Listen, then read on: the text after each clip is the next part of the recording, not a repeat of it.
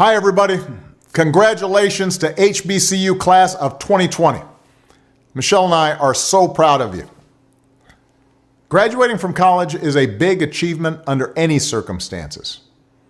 And so many of you overcame a lot to get here. You navigated challenging classes and challenges outside the classroom. Many of you had to stretch to afford tuition. And some of you are the first in your families to reach this milestone.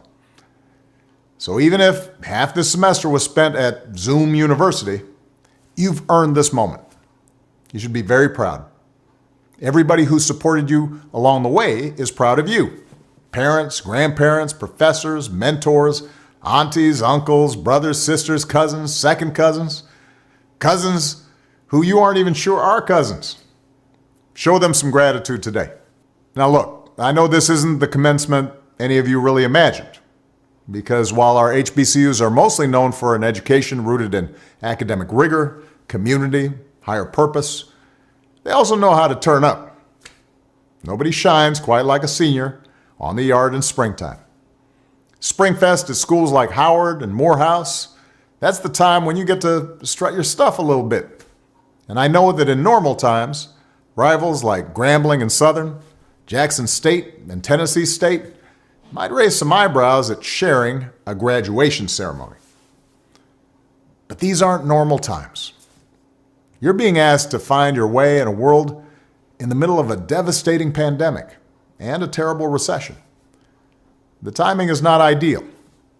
And let's be honest, a disease like this just spotlights the underlying inequalities and extra burdens that Black communities have historically had to deal with in this country.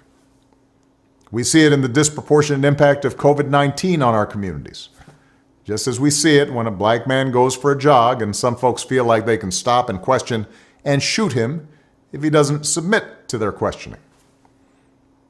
Injustice like this isn't new. What is new is that so much of your generation has woken up to the fact that the status quo needs fixing, that the old ways of doing things don't work, and that it doesn't matter how much money you make if everyone around you is hungry and sick. That our society and our democracy only works when we think not just about ourselves, but about each other. More than anything, this pandemic has finally torn back the curtain on the idea that so many of the folks in charge know what they're doing. A lot of them aren't even pretending to be in charge. If the world's going to get better, it's going to be up to you. With everything suddenly feeling like it's up for grabs, this is your time to seize the initiative. Nobody can tell you anymore that you should be waiting your turn. Nobody can tell you anymore, this is how it's always been done. More than ever, this is your moment, your generation's world to shape. In taking on this responsibility, I hope you are bold. I hope you have a vision that isn't clouded by cynicism or fear. As young African Americans, you've been exposed earlier than some to the world as it is, but as young HBCU grads, your education has also shown you the world as it ought to be. Many of you could have attended any school in this country, but you chose an HBCU specifically because it would help you sow seeds of change. You chose to follow in the fearless footsteps of people who shook the system to its core. Civil rights icons like Thurgood Marshall and Dr. King. Storytellers like Toni Morrison and Spike Lee. You chose to study medicine at Meharry and engineering at NC-A&T because you want to lead and serve. And I'm here to tell you, you made a great choice. Whether you realize it or not, you've got more roadmaps, more role models, more resources than the civil rights generation did. You've got more tools, technology, and talents than my generation did. No generation has been better positioned to be warriors for justice and remake the world. Now, I'm not going to tell you what to do with all that power that's in your hands. Many of you are already using it so well to create change. But let me offer 3 pieces of advice as you continue on your journey. First, make sure you ground yourself in actual communities with real people, working whenever you can at the grassroots level. The fight for equality and justice begins with awareness, empathy, passion, even righteous anger. But don't just activate yourself online. Change requires strategy, action, organizing, marching, and voting in the real world like never before. No one's better positioned than this class of graduates to take that activism to the next level.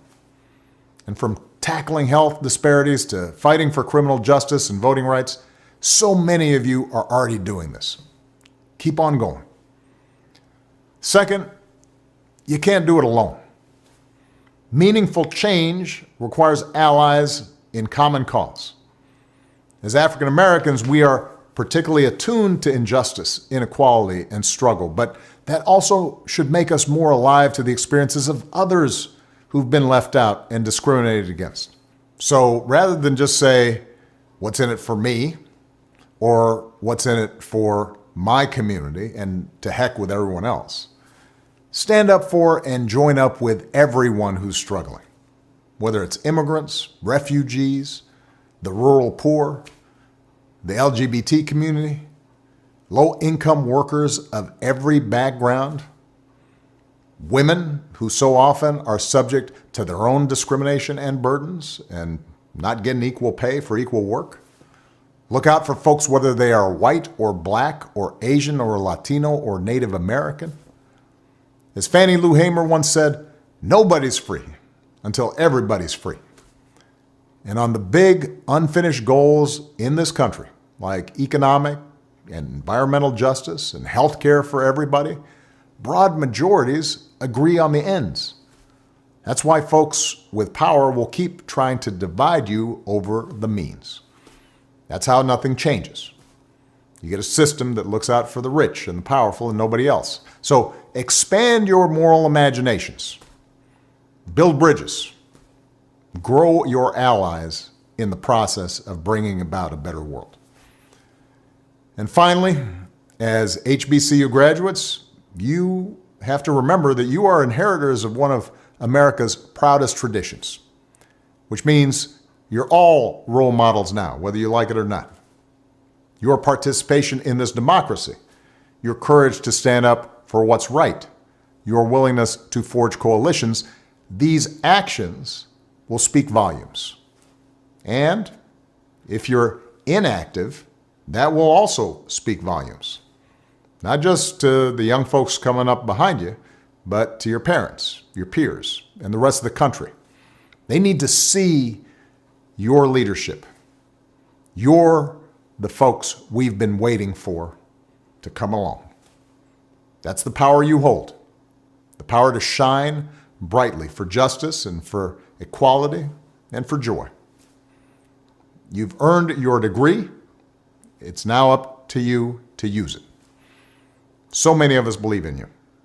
I'm so proud of you. And as you set out to change the world, we'll be the wind at your back. So congratulations, class of 2020. God bless all of you.